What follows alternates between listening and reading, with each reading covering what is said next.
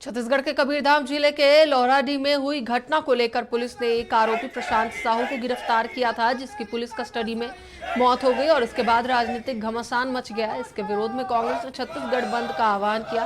सुबह से ही कार्यकर्ता सड़कों पर उतरकर दुकानें बंद कराते दिखे। वहीं कार्यकर्ताओं ने सरकार के खिलाफ जमकर नारेबाजी की। साथ ही मुख्यमंत्री विष्णुदेव साय और उप मुख्यमंत्री विजय शर्मा से इस्तीफे की मांग करते नजर आए। छत्तीसगढ़